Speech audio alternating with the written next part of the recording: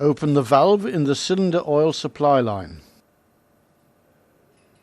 Switch on the electrical power supply. Start both oil supply pumps and check that they are able to run simultaneously.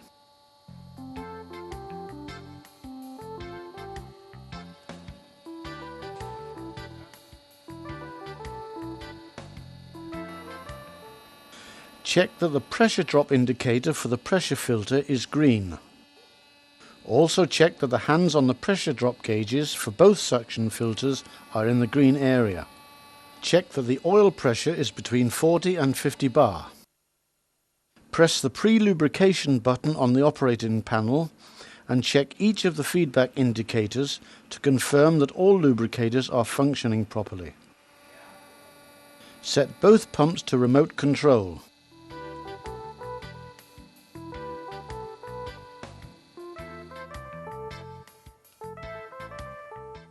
The lubricating system is now ready for operation.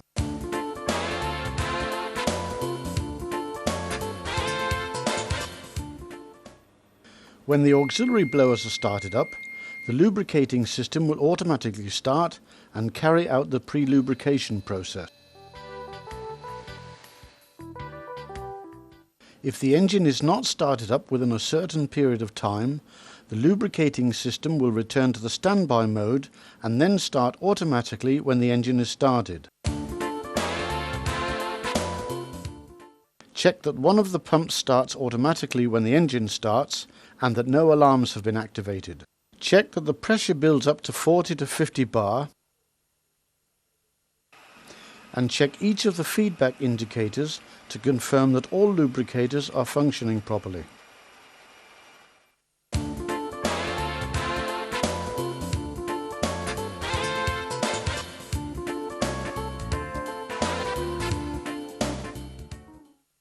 Check that the oil temperature is between 40 and 60 degrees centigrade. Check that there are no leakages in the system.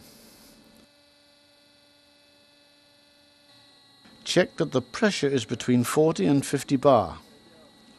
Check each of the feedback indicators to confirm that all lubricators are functioning properly.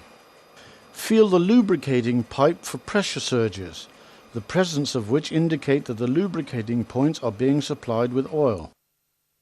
Make regular checks, for instance in connection with the scavenge port inspections, that each lubricating point is functioning correctly. Start the lubricating system and press the pre-lubrication button to inject oil into the engine cylinders. Use a mirror inserted through the scavenge port to check all lubricating points.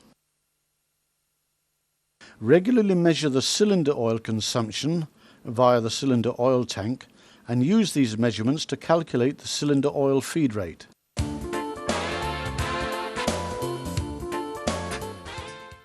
Once a good cylinder condition has been obtained, with well-running cylinder liners and piston rings, the good condition can in most cases be sustained by employing the basic setting to ensure the correct cylinder oil feed rate. The basic setting corresponds to the reading 100% on the operating panel.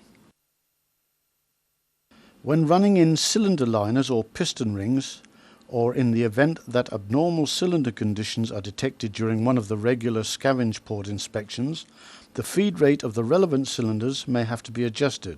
See Instruction Book, Volume 1, Operation, Chapter 707.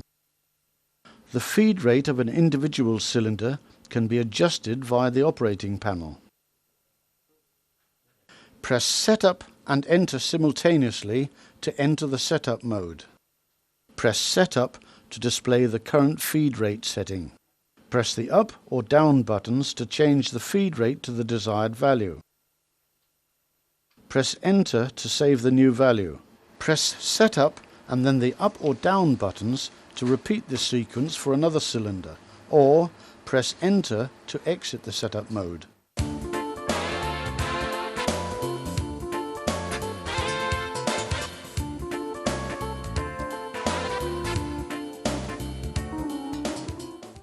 Before starting any disassembling work, stop the engine, Shut off the starting air distributor, block the main starting valve,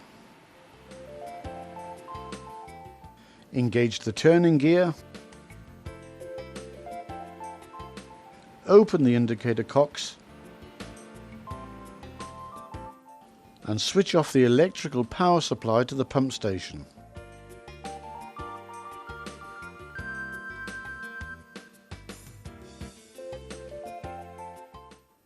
Note, it is not necessary to stop the engine and pump station if the lubricator unit is fitted with 2 lubricators for each cylinder. See Instruction Book, Volume 2, Procedure 903. In the event that a lubricator malfunction activates the engine slowdown function, the lubricator can be replaced without stopping the engine, provided that lubrication is re-established within a maximum of 15 minutes.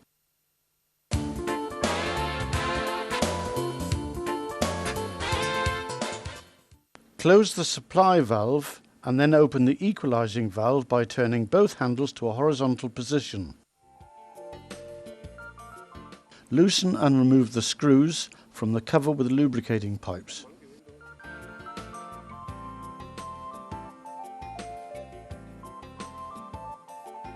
Remove the screws that secure the lubricator to the hydraulic block.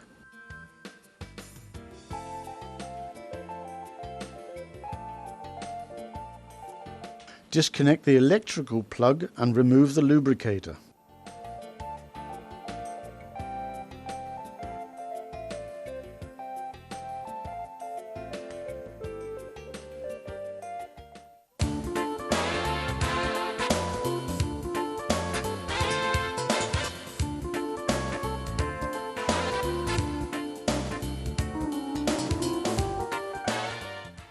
Secure the lubricator in a bench vise with soft jaws.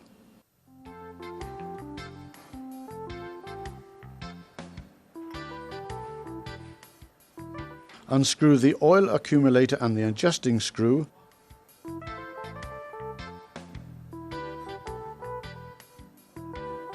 and remove the bushing. Discard the O-ring from the adjusting screw. Remove the screws that secure the cylinder block to the housing and remove the cylinder block.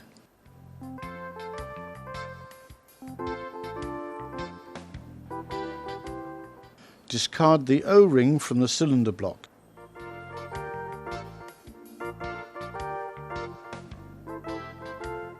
Remove the spring and the actuator piston and remove the plungers.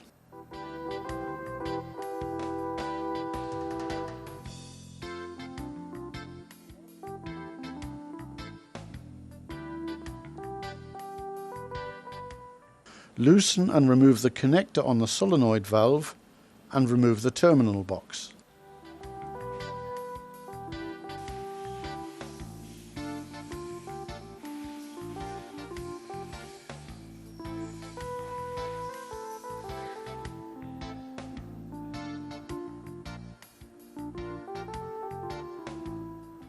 Carefully unscrew the feedback sensor.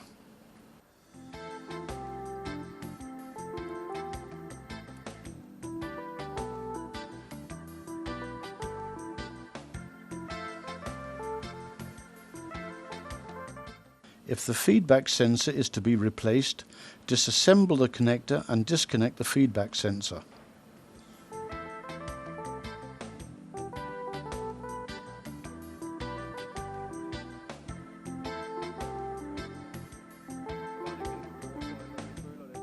Mount the new feedback sensor after fitting it with a new O-ring.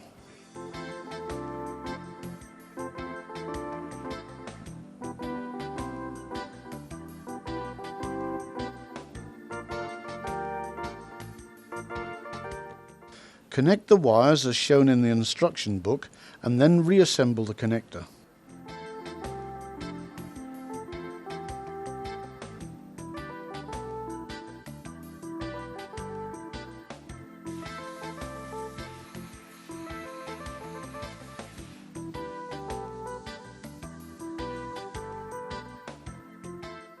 Place the cylinder block in a bench vise with soft jaws and remove the non-return valve cover.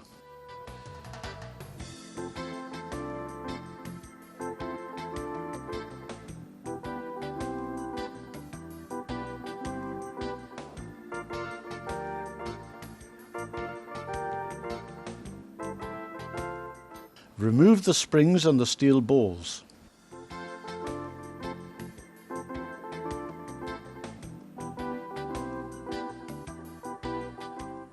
Remove and discard the O-rings.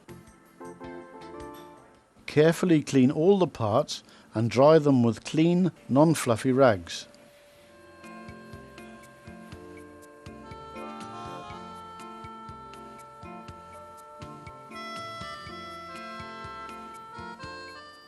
Inspect all seats and ceiling surfaces with a magnifying glass.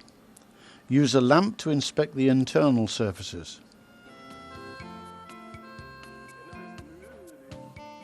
Using new O-rings, reassemble the cylinder block.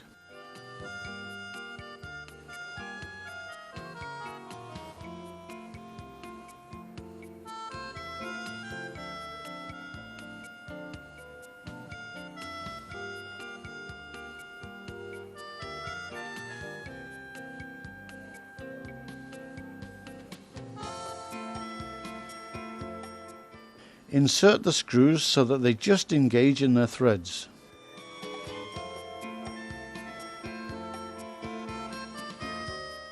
Check with the tip of a small screwdriver that the springs of the non-return valves are correctly centered.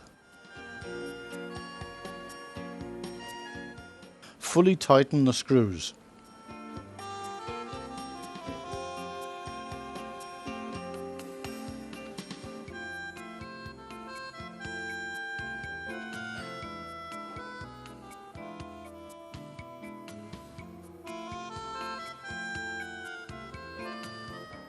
Mount the plungers in the actuator piston and lubricate the plungers and cylinder block with cylinder oil. Insert and align the plungers in the cylinder block.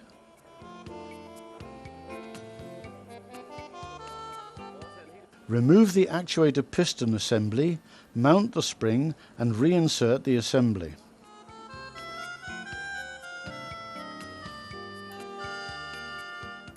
Check that the plungers can move freely.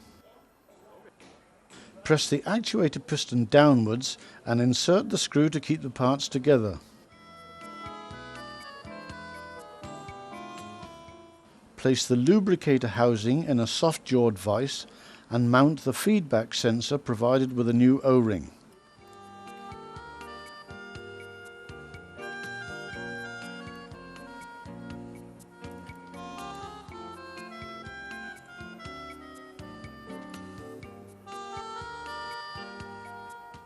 Check that the end of the sensor does not protrude into the cylinder for the actuator piston.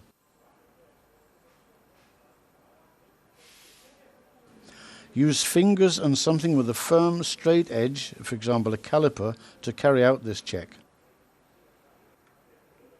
Mount the terminal box and the solenoid valve connector.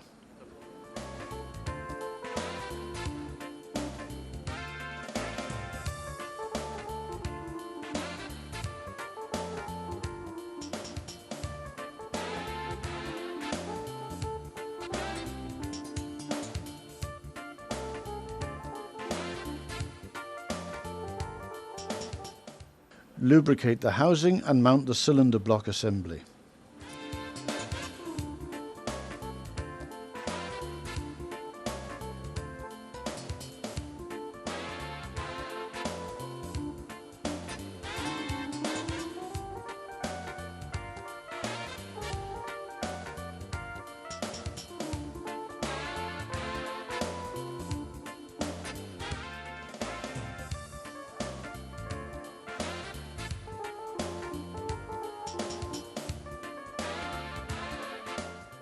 Remove the screw from the cylinder block assembly. Mount a new O-ring on the adjusting screw and mount the bushing and adjusting screw.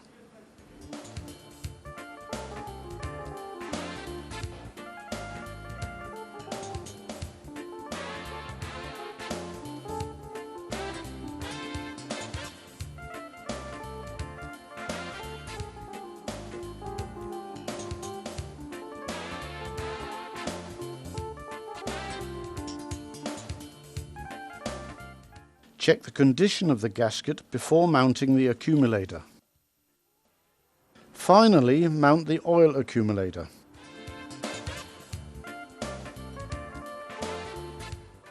If the lubricator is not to be installed immediately, use plastic plugs to protect each opening and coat all surfaces with a thin layer of oil. Mount new O-rings on the hydraulic block and on the cover with lubricating pipes.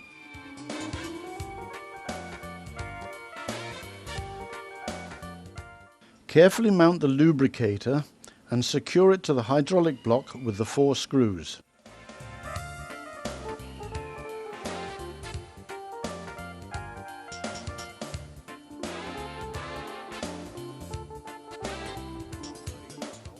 Connect the electrical plug and mount the screws which secure the cover with lubricating pipes to the lubricator.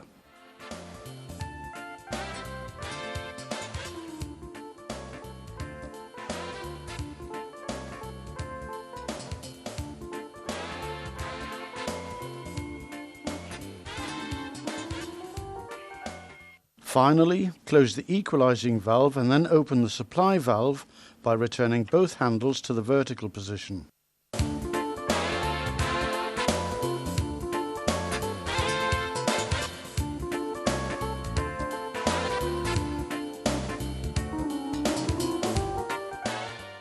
The smaller outlet accumulator must be dismounted before the pressure test is carried out. If there is room, the larger inlet accumulator can be tested while mounted. Note: it is not necessary to stop the engine and pump station to check the inlet accumulator if the accumulator is equipped with a cut-off valve and a mini-mesh drain connection. See Instruction Book Volume 2, Procedure 903.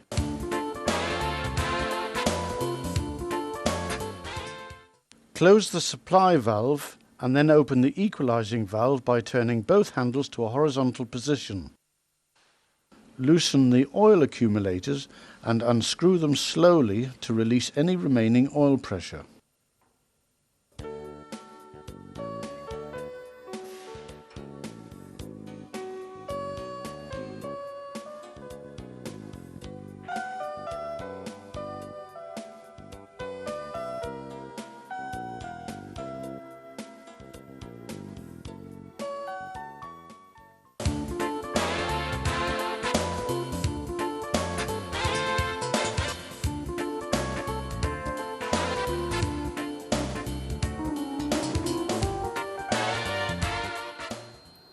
Connect the hose to the reducing valve and to the filling valve. Insert a copper gasket and mount the 0 to 60 bar pressure gauge.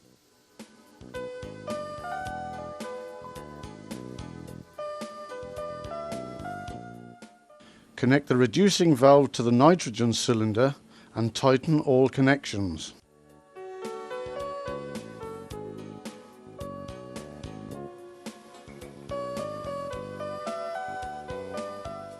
Secure the inlet accumulator in a bench vise with soft jaws and remove the plastic plug.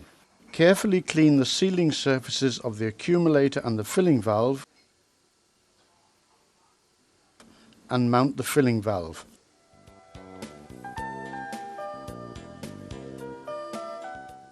Make sure that both the venting valve and the outlet valve are closed, and then open the plug screw in the accumulator with a 1/2-inch square socket wrench. Read the nitrogen pressure and compare it to the value stated in Procedure 903. If the pressure is too high, reduce the pressure by opening the venting valve. If the pressure is too low, make sure that the reducing valve spindle is turned fully counterclockwise and then open the valve on the nitrogen cylinder. Turn the spindle slowly in the clockwise direction until the outlet pressure is slightly above the specified pressure. Open the outlet valve, fill the accumulator to the specified pressure,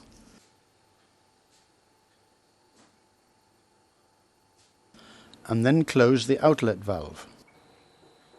Adjust the torque spanner to the value stated in procedure 903 and tighten the plug screw.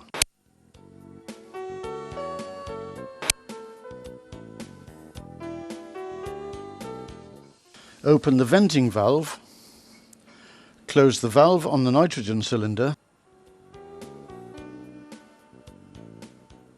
then open the outlet valve and turn the spindle fully counterclockwise.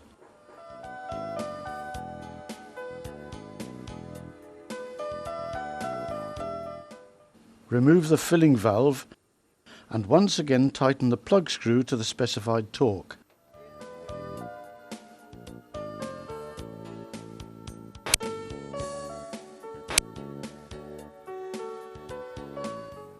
Finally, mount the plastic plug.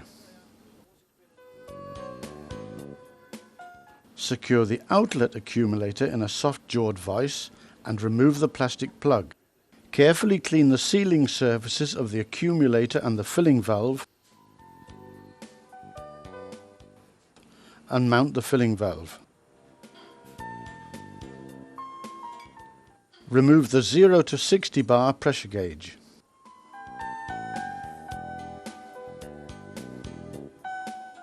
Fit a copper gasket and mount the 0 to 10 bar pressure gauge. Repeat the pressure testing procedure. Refer to procedure 903 for the specified nitrogen pressure.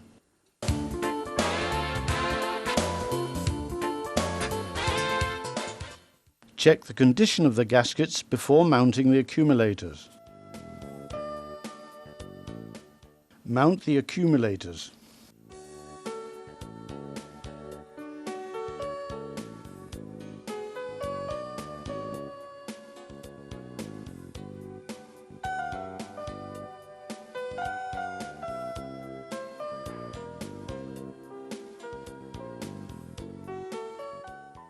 Finally, close the equalizing valve and then open the supply valve by returning both handles to the vertical position.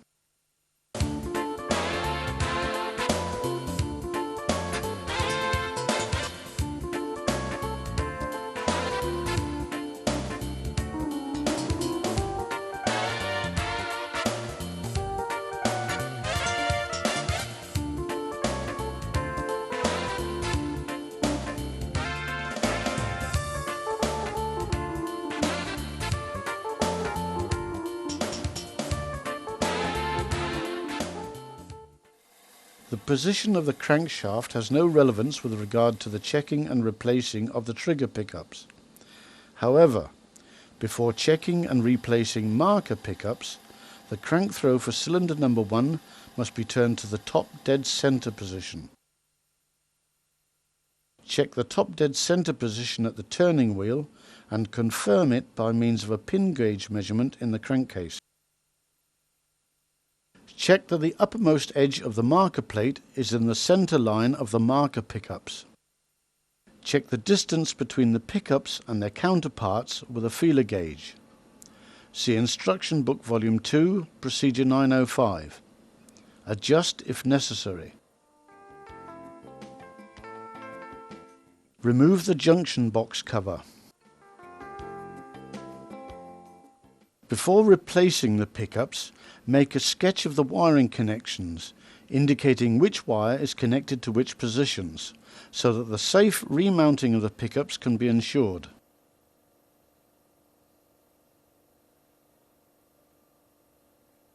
Loosen the nuts, lock nuts and wires, and replace the pickups. After installing the new pickups, check that the uppermost edge of the marker plate is in the center line of the pickups, and check that the gaps to their counterparts correspond to the values given in the instruction books.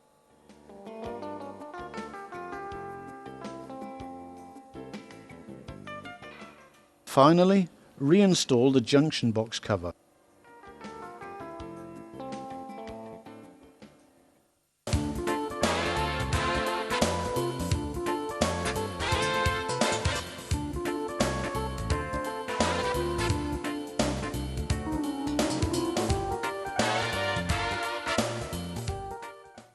If the hand of the pressure drop gauge points to the red area, the suction filter must be overhauled. This can be carried out while the pump station is running. Stop the pertaining supply pump and switch off the electrical power supply. Close the valve in the suction line and dismount the suction filter cover. The suction filter housing has a built-in cut-off valve which automatically stops the oil flow to the housing during disassembly. Remove the filter insert and fit a new one.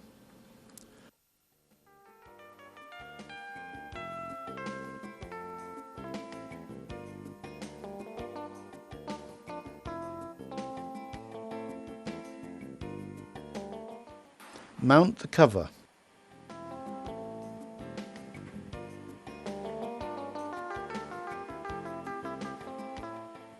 Open the valve in the suction line. Finally, switch on the electrical power supply and set the pump to remote control. Check that there are no leakages.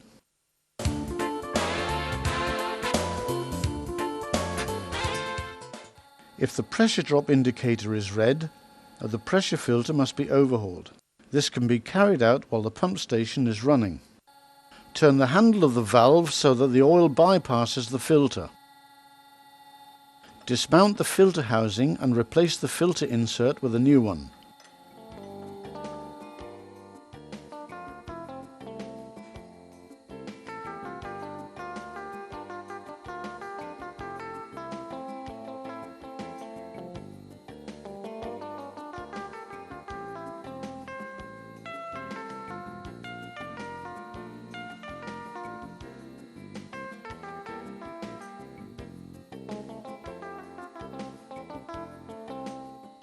Mount a new sealing ring on the filter housing and mount the housing.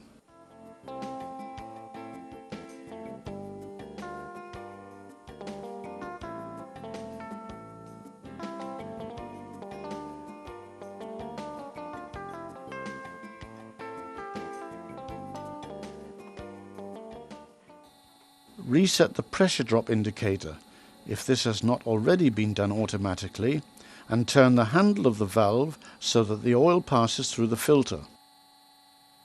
Check that there are no leakages.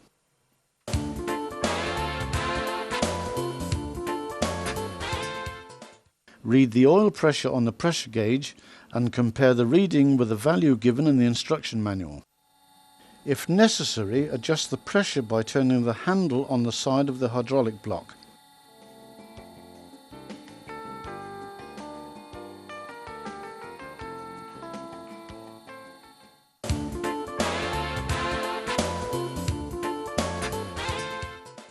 The hydraulic block is fitted with a number of cut-off valves, which allow the pertaining components to be replaced while the pump station is running.